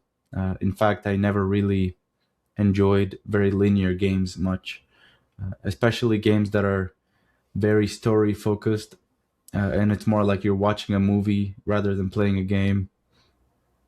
That's something I don't enjoy very much. And Red Dead Redemption 2 is a story focused game, but you can choose to ignore the story completely and just run around like a savage and shoot everything up, and that's totally valid as well if you want to. Same with GTA. You can just run around and steal cars and drive and have fun as much as you can. And a lot of other games don't really offer that freedom, and that's what I'm after in some cases. That's what I enjoy. Then these trees are showing up white. I don't know so why. you mentioned your love for shader creation, Yeah. right? So if you could give a shader 101 masterclass, to an environment artist who relies too much on texture maps, right? What is the one concept they need to learn to level up? Well, that's a really good question. I would say I would say learn how to build your shaders as a tool rather than something to just display your textures with. A lot of people will focus on like beginners, for example. Not to say I'm a professional at this. I mean, I do it in my day job. Um, but it's always been a learning experience. There isn't really, as far as I know, there aren't really a lot of resources out there to learn a lot of this stuff. So you just kind of have to do it by trial and error. So learn to experiment with things and try different things and mess up and um, see if there's like a cool visual effect that you want to replicate and try to get it with a shader. But my advice would be to create it shader as a tool to use in your workflow rather than something to display your textures, like I said. So, um, like I was saying, a lot of beginners will use a shader as a way to display this texture. For example, you might make a shader and just put these textures inside and uh, hit apply, call it a day. But the way that I do it is I like to create a single shader for multi-purpose use. So, for example, I have a layered shader system here. So this layered main shader I use for absolutely everything in the scene. So it's a system where it allows me to plug in a set of textures, and then I have a set of parameters to tweak, such as, for example, fuzzy shading. I have in some of them color adjustments, emissive. So rather than building a shader for every single thing and having a lot of bloat in the system, I like to keep it all contained into this thing. So like if I need to change one particular thing about the whole project, I just go into here and I say, okay, these are my color adjustments. This is a material function for color adjustments. So I know that if I want anything to do with colors, I just go in here and I can adjust whatever I need. So it's a tool for me to use rather than something to simply just display my textures, which is what a lot of people use it for. So again, here is it's a tint. If I want to tint something, and it's hidden behind a switch parameter, and I would be really careful about also using a lot of these parameters because it can create permutations in the shader which are bad. You don't want a lot of those. You want as little parameters as you can get away with without keeping it super bloated. So yeah, I have an overlay, I have a tint, I have a color mask, and I'm thinking in terms of systems once again, like how can I use this as a system to create something? So these color masks, for example, they're masks that I can export from Substance Painter, for instance, which are RGBA masks, and I can use that to blend different colors in different textures and do a whole bunch of different stuff with it. And for example, if I want to overlay a color over a certain part of the mesh, I can use a mask for that, and I mean, without going too in depth about what this is doing, Mm-hmm. I can use a mask for that and plug it into my overlay color and say only apply the overlay color to this part of the mask, and in that way, I'm using it as a tool, and I can reuse it over and over and over and over and over for every single part of my project without worrying too much about making something new. Like I just have to worry about maintaining this one particular thing here. So you can see another example I can give you of this is oh god, here we go.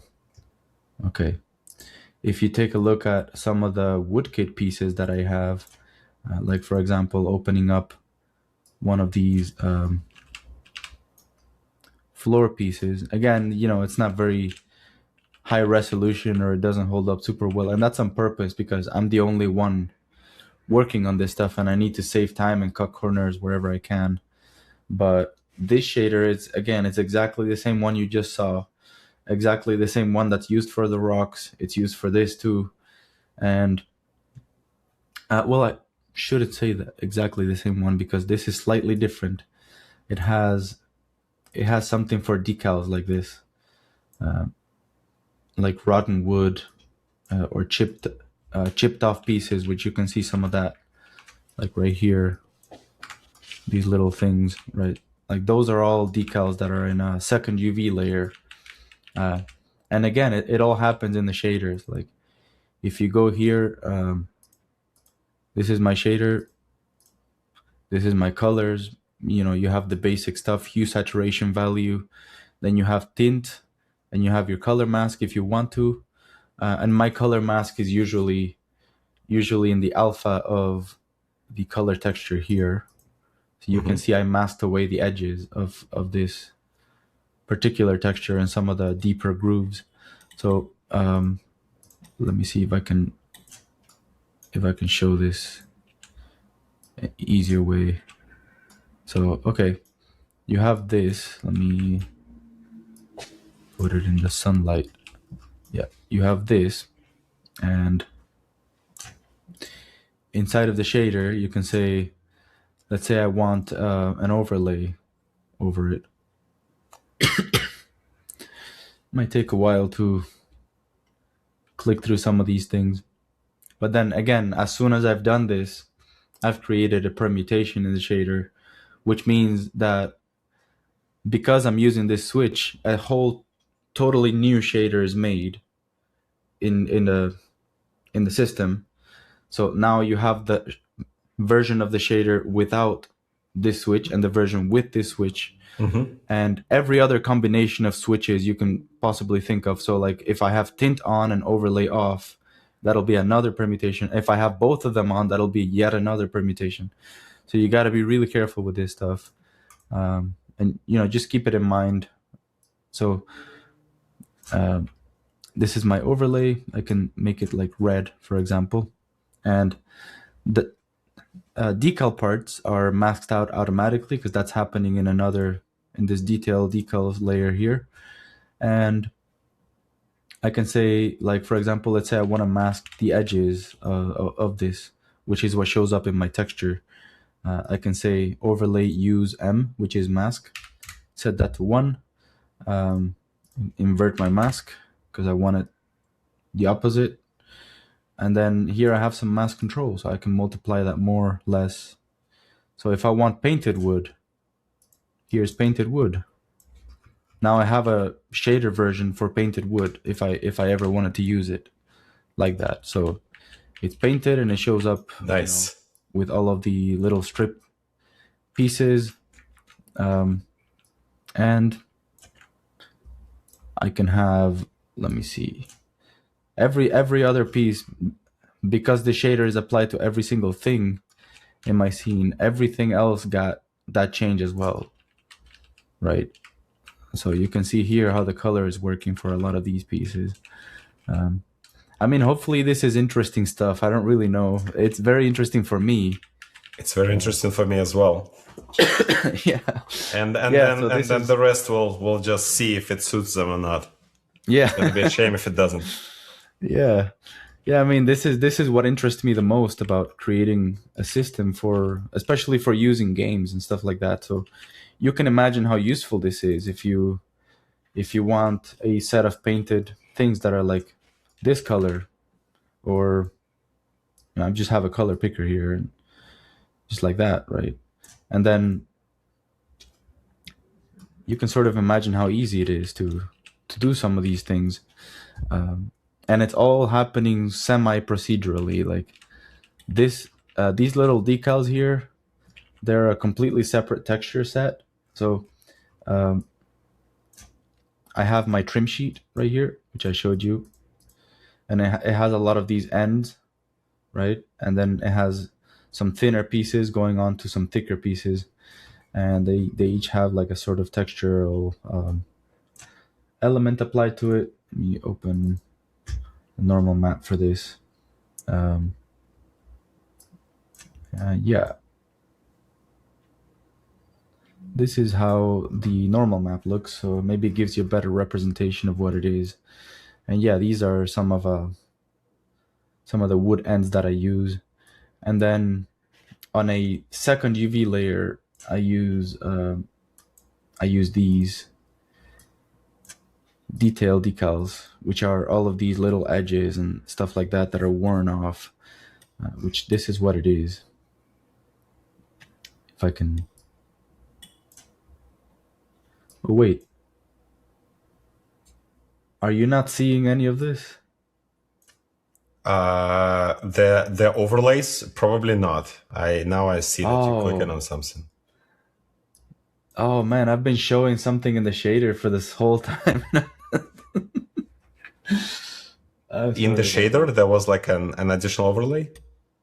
Yeah, let me hold on a second.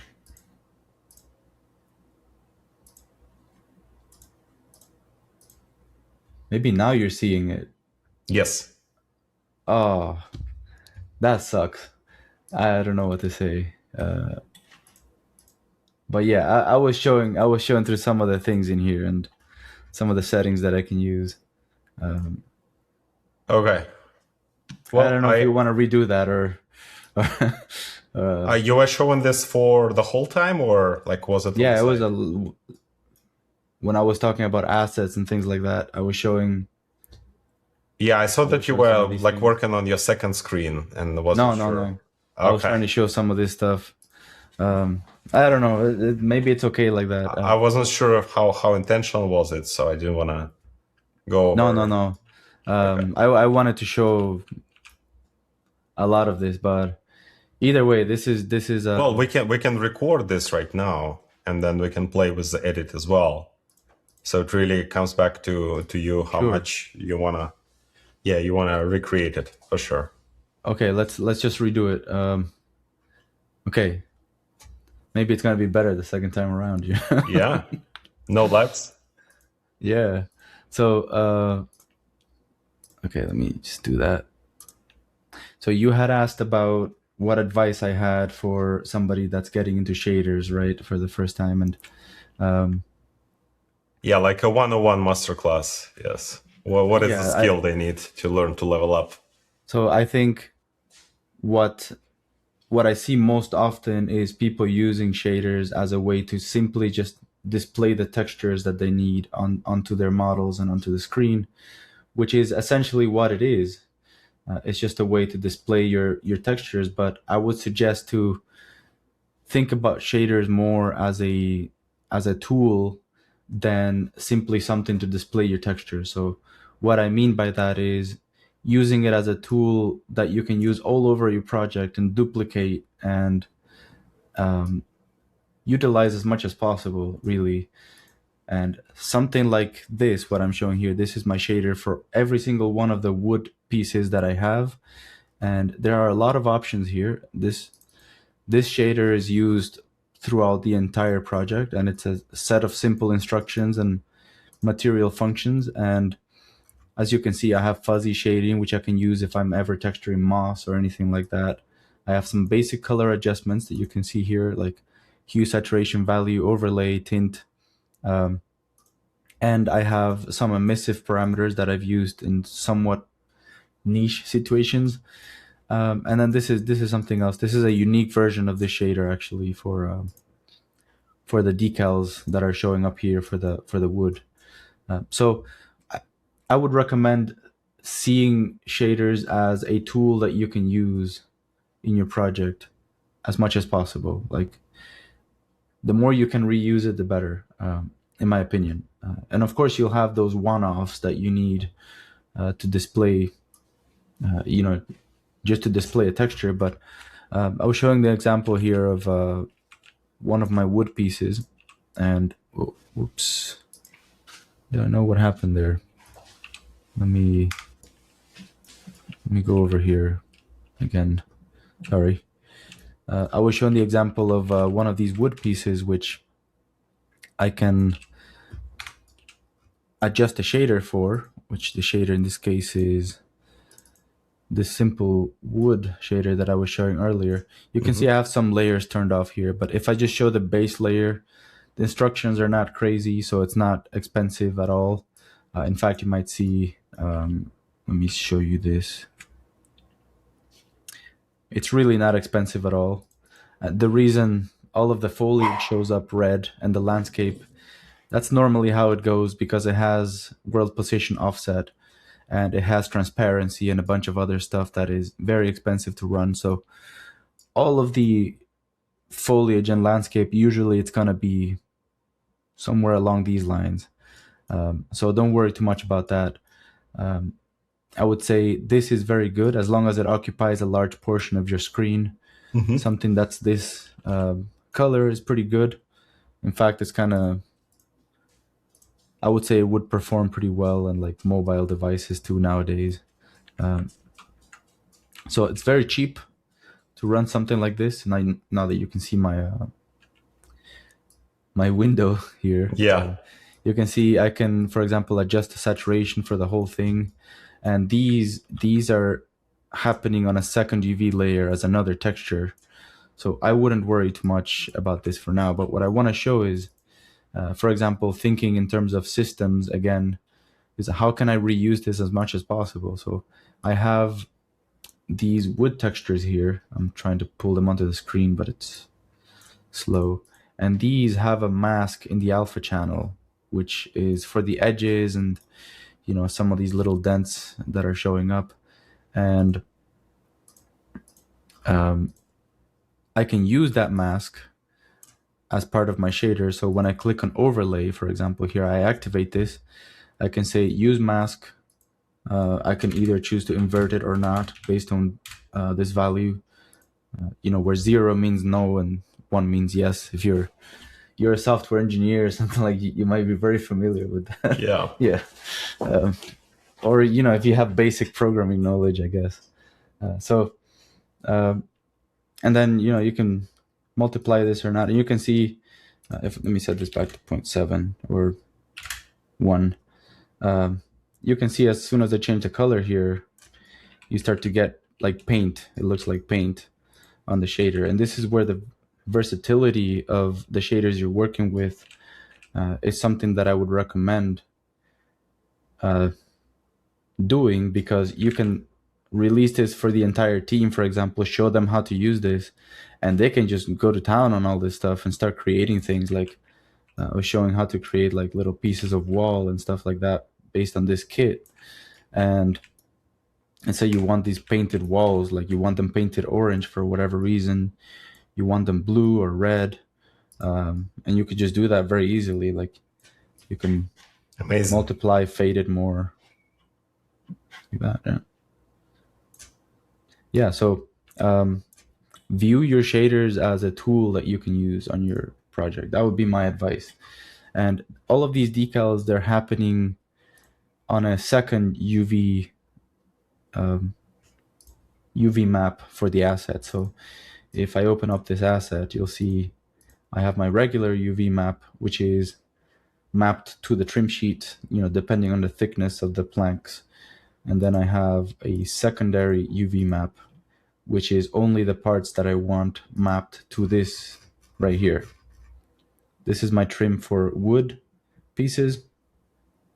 And you can see a lot of little striations or whatever. I should actually lot bias this. I don't want it to be 4K. So I think 2K is pretty good for this. And yeah, I use that as a detail decals parameter here. I just put my texture set. I set it to a second UV layer, which is this. You can see if I set it to UV 0, which is your first one, it'll just break. So UV 1, and it's all set. And there's something I have to do with the normal map that so that the tangent normals show up good. And it's basically this. So like derived tangent basis, and you input your UV map and your normal map. And it's kind of complicated why I have to do this, but I had to do it. And yeah, it works flawlessly, in my opinion here. And I actually used this method in some of the buildings. If I go back to, whoa, this scene is very heavy. If I go back to some of this stuff,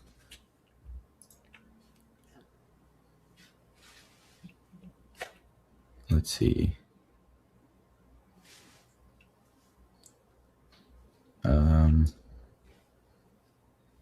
Okay, there we go. Now everything is showing up as having that sort of paint job, which that may not be what you want, but you can utilize it this way, and you can make a shader instance and apply this to the walls but not the floors. And again, it's just a tool for me to use, and I actually do this with these shingle pieces here a lot, where for Darnassus, for that scene, I need to create a version of the shader that's green, but another one that's blue, another one that's red, because different districts of the city have different looks to them. So you can see I use this method here for, this has a mask in it. Hmm. All of these shingles are baked 0 to 1. So I have a bunch of them, and then I just arrange them in a row so that they can have this kind of detail on them. And this is near impossible to do with a trim sheet. So, and then, this is the color green that I chose, but you can make them whatever color you want. And like, let's say you want to make them blue or whatever. There it is. It's blue now.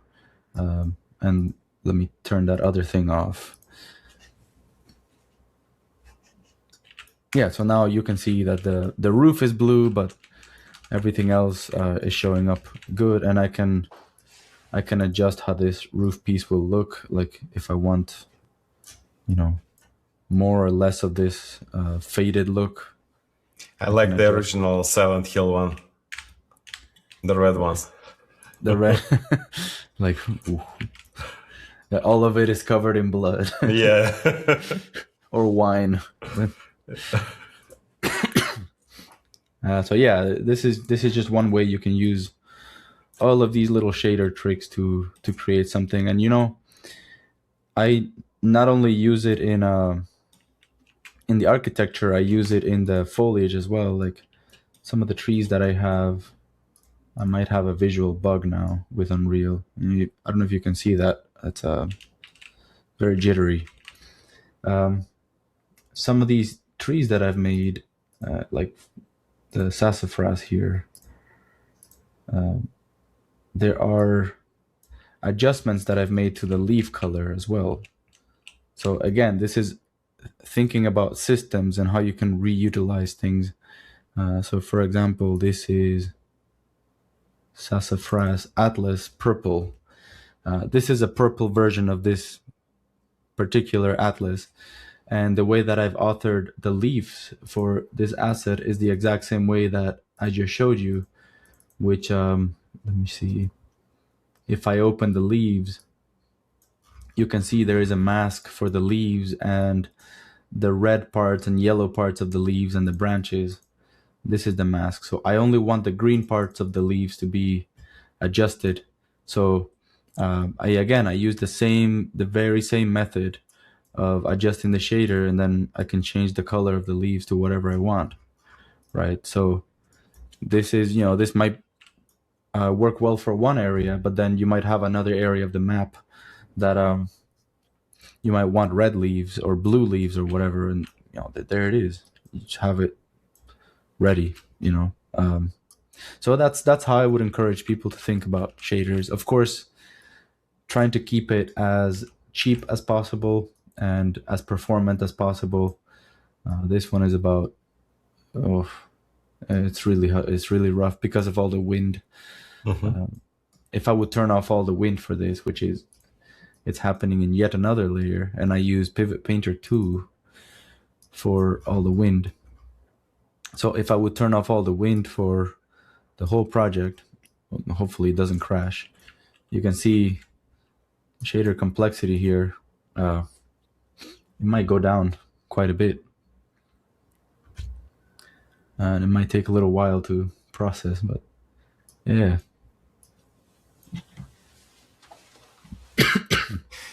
Yeah, let's maybe. Oh, yeah. Yeah, that was just the wind making it expensive. So yeah, sorry, what were you saying? No. I want you to finish it, and then I wasn't sure how long it will take, so I was proceeding with my next question. No, just yeah, go ahead, ask. I just wanted to show the actual things that were going on the screen, which this these shaders and stuff like that. Hopefully, I didn't leave anything out. You tell me if you have any follow-up questions about this, but yeah. Yeah, it's really up to you how many like sessions like this you want to have in the future. It might be depends on how the podcast is gonna go, or if you will see more workflows, we might just be able to hop on a call like this, and then suddenly it will show up as a podcast for Yeah, the yeah. audience. Yeah. So, Sergio, basically, in terms of I have a portfolio question mostly. Yeah. So for the artists listening who want to break into a studio like a Rockstar or Naughty Dog, right? The dreams. If you looked at the portfolio today, what is the immediate red flags that would tell you, no, this person isn't ready? And what is the green flags that gets them hired? Well, like I said, I think it's like the way that I see it and the way that I know a lot of the art directors before I've spoken to see it is they're looking more towards someone that can build a scene with compositional intent and color, like a solid grasp on color theory and composition and all of the fundamentals of art that you might think of. And this is where actually doing some drawing and designing comes very handy, even if you don't want to do it professionally. I'd still recommend everybody to do it. Do some studies from real life, uh, because yes, that's one of the things that is looked at the most is uh,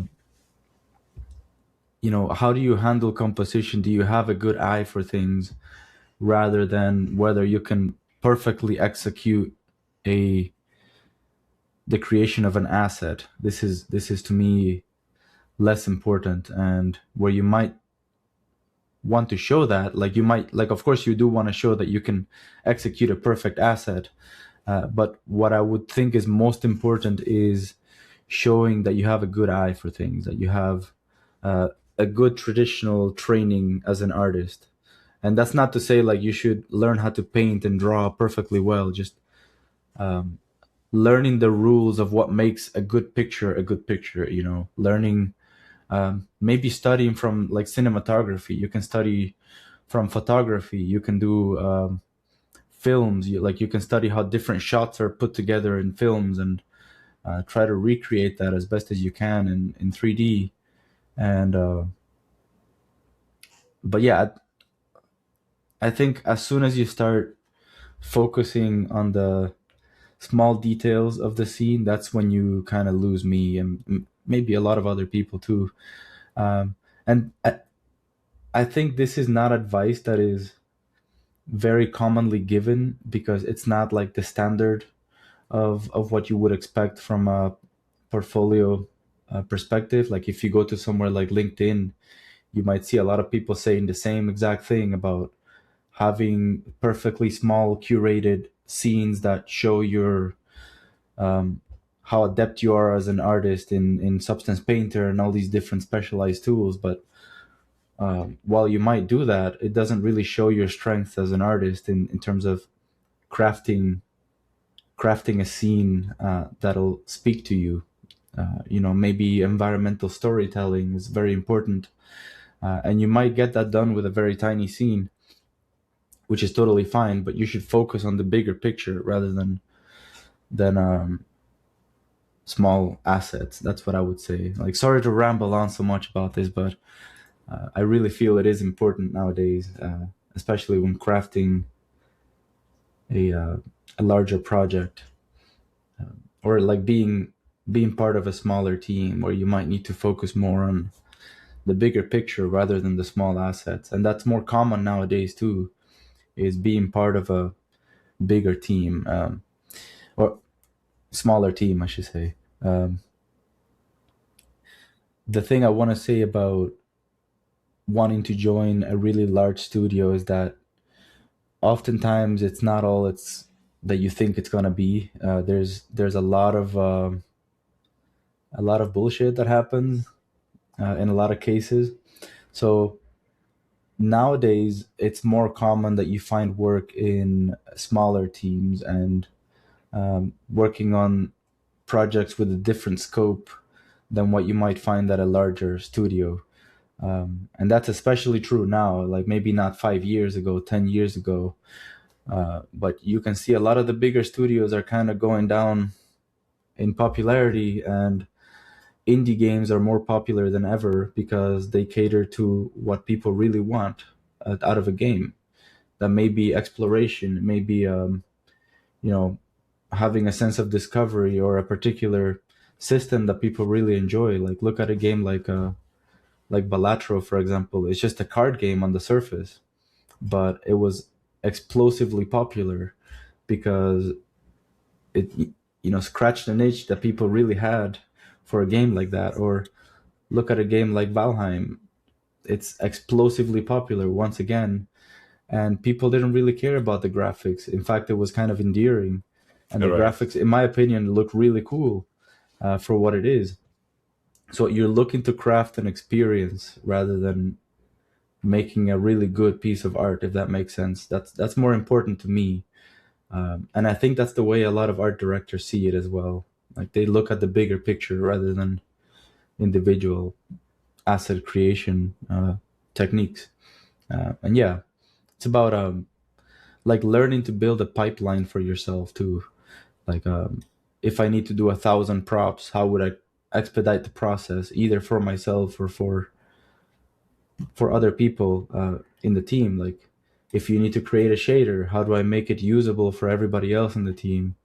How do I make it, smooth to use, that it's not really laggy and creating a bunch of problems for everybody? Like, oh, somebody hit a button, something broke. Learning how to do all of that stuff in a system that works and is scalable is much more important to me than creating a small asset that looks really good up close on a on inspection. And again, yeah, a lot of the most popular games out there are, you know, indie games. They're not really uh, these big AAA titles. Like look at a Clair Obscure Expedition 33, right? That was really really popular, and it was made by a really small studio, and it looks AAA, right? It looks like a really big project, even though it's technically, I guess it's technically indie. Um, I haven't played it personally because that's not my type of game, but I recognize that it's good. I recognize that people really enjoyed it, and it's something people want to see more of. And I bet you, if you go and explore how they made that game, it'll be a lot of systems, a lot of things that are making it easier to work for other people, and it's less of individual assets and more about crafting the entire scene and the player experience. I would bet you something that 50 cents from before. I'd bet you that that's the case. So uh, yeah, that's what I have to say about that. Pretty much, So look at the bigger picture, eh? look at the bigger picture. Yeah, focus on the bigger picture and showing that you have a good eye for things. That's more important to me. That's, personally, like that's not what you might hear from other people out there in the industry, but that's what I know from experience. And it's, in fact, I've heard it before. It's what has got me hired in a lot of cases. Is less of the individual assets. Like, oh, this looks really cool, and I have never been asked to zoom in on something. Like, how did you make this one particular thing? It's always been about the bigger picture. So I can tell you from personal experience that's what it is. But it may not be the case for every single studio out there. There may be other studios that are looking for something different. So take it with a grain of salt. Don't listen to me ramble on for too long, and I may not be right about some of this stuff. So, but that's just from my personal experience. I think it's great. I think it's great. So Thank you. for the future of ours, like in 5 years, dare I say those two words, with AI and procedural tools advancing so fast, like what is the one skill that, environment artists needs to stay employed in those 5 years? I think if you look at how things are evolving, I think there is a world in which you might have AI be able to generate assets for you, right? So like again, it goes back to the same thing. Like generate me a perfect vase or a perfect table or a perfect chair. That may be the case in the future. Like I can't really say for certain, but there are tools that are already doing that pretty well. Um, or generate me a texture of bricks. That may be the case too. It may do that exceptionally well and exceptionally fast, faster than you can or I can. So uh, it's not so much about the individual asset. Once again, I think what people will need the most is learning how to use those assets that you get out of AI and putting them in a scene and telling a story. So that actually goes together very well with what I was saying before. Right. And as much as you may dislike AI, it's here to stay, and there's nothing you can do about it. Um, I think it's a tool, whether for better or for worse, that people have come to need in their daily life and have incorporated in their workflows or everything that they do. Uh, and I think 3D art and game art aren't exceptions to that. They're going to become the rule moving forward. So you better learn maybe how to adapt to the workflow, um, no matter how unethically you think it might be. Just learning to adapt, really, because it is. I don't see any way that it's not going to be taking over. Personally, like, you might have a different opinion. I don't know, but I don't see a way that it's not going to happen. But yeah. Right. Yeah. So, Sergio, I think it's been great. I think it's been a great start in our relationship, friend, and basically Yeah. how we might delve into to the audience. Who knows how many cities you'll recreate in the next 5 years? Well, this is my last one. I can tell you for sure. Okay. This is my last one. I might go into smaller scenes now, by the way. Um, this has been quite an experience. Like, I didn't really want to post it, but I ended up posting it anyways because, I think it looks cool, and I wanted Looks to share it. amazing. Well, thank you. So yeah, it's been great. Yeah, thank you for having me and everything. I really appreciate it. Yeah, hopefully, if you want to, we can do this again anytime. And yeah, hopefully, I haven't been too boring to talk to. No, no, no, not at all. So where people can find you? Do you want to talk to people who will be reaching out to you for $1 advice? Yeah, Maybe you'll raise it. 50 cent advice. Nah, just kidding. If you want, like, I respond to almost everybody. Like, you can. I've had people talk to me on ArtStation and or email or whatever it is. Like, I just really have my ArtStation. I used to, before the whole thing happened with CGMA. I was doing that. I was teaching at CGMA, and not anymore. But yeah, I really like teaching other people and talking to other people and advising. It's career advice or general 3D advice. If you have anything you want to ask me, or just chat it up or talk about, just feel free to hit me up. Uh, I might not always respond, but I try to. Uh, and yeah, just ArtStation, I think, is the best way, really. Uh, but yeah, let me stop this, and we can talk. Yeah, uh, nothing really else than ArtStation, and That's great. yeah. That's great. It will keep me inspired for many days to think over what you just said, and I think this is the audience takeaway as well. So Yeah, hopefully, hopefully I didn't say anything that upsets anybody, but you know, it is what it is. yeah.